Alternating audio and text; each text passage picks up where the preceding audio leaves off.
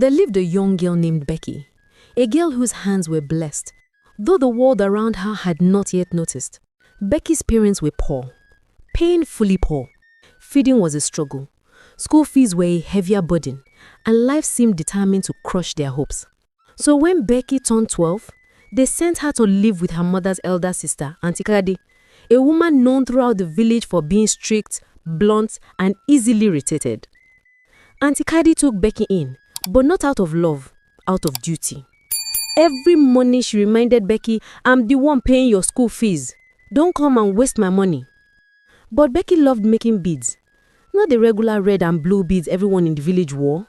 Hers were different. Unique patterns, unusual shapes, colors that blended like a sunset. She would mix shells, bottle tops, and glass pieces she found around the village, turning them into stunning beadwork that looked like art. At night, while the house slept, she lit a small lantern and walked in silence, threading, shaping, weaving her dreams one bead at a time. And she was good, exceptionally good. But Aunty Kadi hated it. To her, beads were a useless distraction. Whenever she caught Becky holding even a single bead, her face twisted in annoyance. "Are these useless things what will pay your school fees? Do you want to end up useless?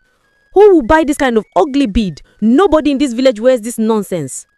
She would snatch them from Becky's trembling hands and send her on errands, fetching water, pounding pepper, sweeping the compound, anything to keep her away from the beads. But Becky's love for bead making was stubborn. It always found its way back into her hands. And soon, everyone knew, because Aunty Kadi's daughter Fina made sure of it. Fina was Becky's age, beautiful, proud, and spoilt. She hated that Becky had anything she herself didn't possess. She hated Becky's quiet talent. She hated that a teacher once complimented Becky's earrings at school. So she mocked Becky every chance she got.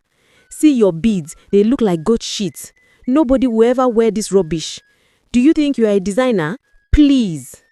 One afternoon, Fina picked one of Becky's bead necklaces from her school bag and laughed out loud in class until everyone joined in. Students tossed the necklace around the room, others stepped on it intentionally. Becky ran home crying, but the worst was yet to come. When Fina got home that afternoon, she didn't even wait for the dust on her slippers to settle before running to her mother. "Mommy," she cried dramatically, tossing her school bag aside. "Mommy, you won't believe what Becky did today." Aunty Kadi looked up sharply from where she was sorting cassava. "What is it again? Talk." Fina folded her arms and shook her head as if deeply disappointed. "Mommy, Becky was not even paying attention in class. While the teacher was talking, she was busy making those useless beads again. I even told her to stop, but she ignored me. The teacher almost caught her and she would have embarrassed you." Aunty Kadi dropped the cassava with a loud thud. "What? Inside classroom? She is now doing bead nonsense instead of learning? Mommy, I'm telling you, she doesn't listen. She only cares about beads, beads, beads. That is why I told you to talk to her since a long time ago. She doesn't take school seriously." That was all Aunty Kadi needed to hear. Her face darkened instantly. Her jaw tightened. Her eyes glowed with rage. "Where is she?" she asked, her voice low and dangerous. "She's coming," Fina replied, trying not to smile too obviously. "So you now go to school to make beads instead of learning?" Becky froze. "Auntie, no, that's not..." "Shut up! After all my suffering, after all the money I struggled to pay for your school fees, you want to waste it on this useless thing?" "Auntie, please, Fina is lying. Are you calling my daughter a liar?" That evening, Becky walked into the house to find all her beadwork, weeks of sleepless nights, piled on the floor. Her heart stopped. Aunty Kadi sliced through every necklace, every bracelet, every string of beads Becky had ever made. Becky dropped to the floor, screaming, "Auntie, please, please, I beg you, that's my hard work, that's all I have." But Aunty Kadi didn't stop. She caught onto the last bead rolled to the floor, scattered like the pieces of Becky's heart. When she was done, she walked past Becky and said coldly, "Focus on your books. This rubbish will lead you nowhere." Becky stayed on the floor, crying until her voice broke. Fina watched from the doorway, smiling. That night, Becky didn't sleep. She stared at the empty wooden box where her beads used to be. She felt hopeless, crushed, invisible. And somewhere deep inside her, a fire started to burn. After secondary school, Aunty Cardi wasted no time chaining Becky to her market store. "Since I paid your school fees," she said, tying wrappers around her waist, "you will follow me to the shop. You will sell. You will learn. No more of those useless beads." Just like that, Becky's freedom vanished. Her days became a cycle of sweeping the shop, attending to customers, and running endless errands. By the time they returned home every evening, she was too tired to even eat properly, let alone create anything. But the worst part? Every time she glanced at her empty hands, she felt something inside her dim. Her talent, the one thing that made her feel alive, was slipping away. But her passion refused to die. Some nights, she found herself awake, staring at the ceiling, imagining designs, colors, patterns that danced in her mind like fireflies. But she dared not make a single bead in that house. Fina's eyes were too sharp, Aunty Cardi's ears were too quick, and both of them enjoyed destroying anything that brought her joy. So Becky found help in the most unexpected place. Miss Comfort, her former teacher. One quiet afternoon, Becky finally gathered the courage to visit her. Standing in front of the teacher's house, her voice trembled when she confessed everything. How her aunt hated her bead making, how Fina mocked her, how she feared losing her dream. Miss Comfort didn't just listen. She held Becky's hands gently and said, "My dear, some gifts from God refuse to die. Bring everything to me. I will keep it safe." Becky's eyes filled with tears of relief. From that day on, Becky resumed her midnight bead making. She created bracelets, necklaces, waist beads, bangles, anklets, even beaded bags nobody in the village had ever seen. Whatever she crafted, she hid carefully, then carried to Miss Comfort in secret. Miss Comfort even gave her money to buy more beads. Every Sunday, she went to the stream, sat quietly under the shade, and designed her masterpieces in peace. When she was done, she hurried to the teacher's house to drop off the work. And time flew. Soon, the village buzzed with excitement. The annual festival, the biggest event of the year. It wasn't just a festival. It was the one day artisans became stars. The village square would glitter with colors and creativity. Basket weavers with their intricate patterns, bead makers with their traditional designs, dressmakers with their beautifully stitched gowns. And the prize? A no-length workshop sponsored by the king, a full year supply of craft materials, a cash reward, and 5 plots of land. A dream even skilled artisans prayed for. Aunty Cardi immediately enrolled Fina in an apprenticeship program to learn how to basket weave. But Fina, each time she returned, she complained non-stop, waving her bruised hands. "Mama, this is too hard. My fingers are paining me. I can't do this thing." But Aunty Cardi always shouted at her, "I paid for this apprenticeship. You must continue." Meanwhile, Becky quietly prepared for her moment. She imagined setting up her own store beside the other artisans, finally showing the world her unique creations, finally proving she wasn't useless, finally proving her aunt was wrong. But fate and wickedness had something else planned. On the morning of the festival, long before the sun fully rose, Aunty Cardi stormed into Becky's room and shook her awake. "Stand up, dress up quickly." Becky rubbed her eyes. "Go to the neighboring village. My friend is sewing clothes for me. Go and bring them. And if they are not ready, wait there until she finishes." Becky froze. "Auntie, please, let me just drop my beads at the festival first." Aunty Cardi hit so loudly the walls almost shook. "Drop which beads? Those nonsense things? If you don't leave this compound in the next 10 minutes. Becky didn't wait to hear the rest. She quickly washed her face, brushed her teeth, and hurried off. Heartbroken, defeated. She didn't even bathe. As she walked to the neighboring village, tears streamed down her face. Everything she worked for, weeks of midnight crafting, Miss Comfort's help, all the money spent, was about to go to waste. When she reached Aunty Cardi's friend's house, she knocked desperately. No answer. She knocked again. Still no answer. Finally, a neighbor poked her head out of a window and said, She left since morning. Her son fell sick, so she rushed him to the hospital. She won't be back anytime soon." Becky's heart skipped. This was her chance. She took off running back towards her village. By the time she reached Miss Comfort's house, she was panting, sweaty and trembling. She knocked. No answer. She knocked again, harder this time. Still nothing.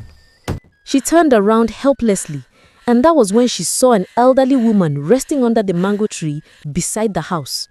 Miss Comfort left hours ago. She was dressed like someone who won't come back soon. Becky's heart buckled. Her throat tightened. Her vision blurred. She whispered, "No, no, no, not today." Because at that very moment, the festival had already begun, and her entire future was slipping away before her eyes. Becky didn't waste a second. She sprinted toward the festival square, her feet pounding the dusty ground, her chest rising and falling rapidly. She didn't care that sweat soaked her dress. All she cared about was getting there before everything was over. When she finally arrived, breathless and trembling, she froze. Miss Comfort was there. Not only was she there, she had already set up all Becky's beads. The display was beautiful. Arrays of colorful waist beads, bold bracelets, sparkling anklets, and the beaded bags she had spent so many sleepless nights creating. Everything was arranged neatly under a small shade Miss Comfort had decorated with fresh palm fronds. Becky let out a shaky relief and ran toward her teacher. She fell to her knees before her, tears streaming down her dusty face. "Miss Comfort, thank you so much." Miss Comfort lifted her up gently. "Stand up, my dear. Your hard work deserves to be seen." Becky quickly took over the stall, arranging pieces with trembling fingers. Then she spotted something across the square. Fina. Her cousin stood on a small stage arranging her baskets. Aunty Kadi was in the crowd, clapping for her, praying loudly, "God, let my daughter win. Let her shine today." Becky looked away and focused on her work. Soon the palace drums sounded. The king and the princess stepped out, the festival officially beginning. One by one, artisans showcased their crafts. Drummers played, dancers twirled, the air buzzed with excitement. Then Fina's turn came. She stepped forward with her baskets, but the crowd burst into laughter almost immediately. This one is too basic. I can weave this in my sleep. Is this supposed to be creativity?" Fina's face burned. Tears gathered in her eyes. She dropped the basket and ran off the stage, sobbing. Aunty Kadi's jaw dropped. Her prayers died on her lips. Then, it was Becky's turn. Becky stepped onto the stage with trembling hands, holding her beads close. But the moment she unveiled them, the princess gasped loudly and stood up from her seat. "Wait, are you from this village? How have I never seen your work?" Before Becky could answer, another girl stepped forward. "Princess Anna, the visiting princess from the neighboring kingdom." Her eyes widened. "I want all of them," she said eagerly. "No, I will buy all her beads," the first princess argued. The two princesses began playfully dragging the beads between themselves, arguing over who would get the first pick. The crowd erupted in cheers. Even the king laughed with delight. "Such talent," the king announced. "Young lady, step forward." Becky walked closer, her knees shaking. "You are the winner of this year's artisans competition," the king declared. "Come with your parents or guardians tomorrow. Your prizes will be waiting." Miss Comfort screamed with joy and danced in circles.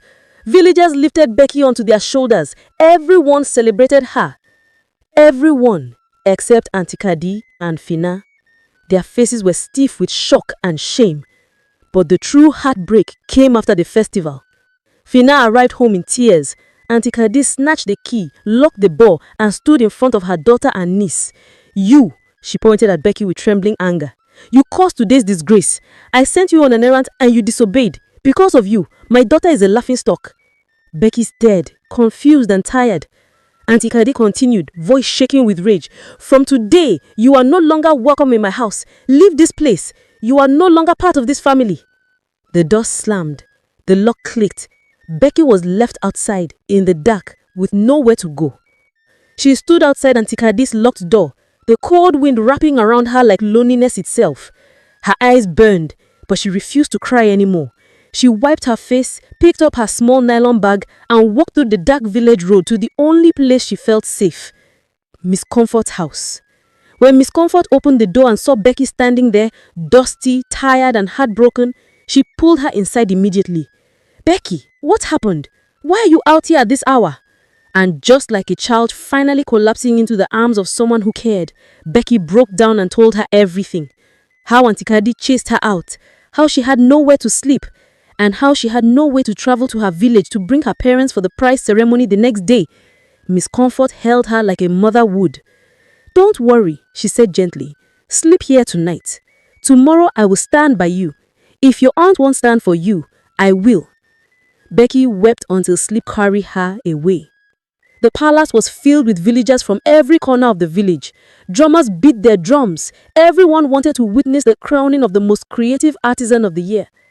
When Becky's name was called, she stepped forward with Miss Comfort by her side. The king smiled warmly and said, "Congratulations, young lady. Where are your parents or guardians? They must come forward to collect your prize." Miss Comfort took a deep breath and stepped out. "Your Majesty," she said, bowing respectfully, "Becky's parents are far away. She could not travel to bring them, but most importantly, she has been living in suffering." The crowd murmured. The queen narrowed her eyes. "Speak." And Miss Comfort spoke everything. How Aunty Kadi mistreated Becky, how she insulted her gift, how she constantly mocked her talent, how she chased her out of the house at night, how Becky had nowhere to sleep just yesterday. The entire palace fell silent. The queen shot to her feet, fury blazing in her eyes. "Guards, bring Kadi and Fina here at once." A few minutes later, the trembling pair were dragged into the courtyard. The queen glared at them. "So this is how you treat your own niece? You try to bury her gift? You chased her out at night?" Aunty Kadi stuttered. "My queen, it's family matter. It was a misunderstanding." "Silence," the queen barked. "People like you destroy destinies, and in this kingdom, we do not tolerate wickedness disguised as family." The villagers watched in disbelief as the queen delivered judgment. "For your cruelty, for your jealousy, and for trying to bury a girl's gift, you will sweep Becky's shop every morning for 1 year. You will sweep the palace compound for 1 year. You will clean the market at the end of every day's sales for 1 year.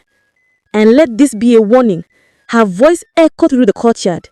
"If anything like this happens in any household again, the punishment will be worse." The villagers cheered. Justice had been served. After receiving her prizes, a no-rent workshop, all the materials she needed, a cash reward, and 5 plots of land, Becky held Miss Comfort's hand and cried tears of joy. From that day, Becky opened her own bead workshop. Bead makers from far and near came to learn under her. She trained young girls, giving them skills and jobs. She made beads for royalty, for villagers, for people in the city. Her designs traveled further than she ever imagined. Miss Comfort became her partner, the first person she hired. And her parents? Becky built them a beautiful home and made sure they lacked nothing ever again. A talent her aunt tried to bury became the gift that lifted an entire community. And don't forget to like, comment, and subscribe to Folktale by T Vibes. Legacy.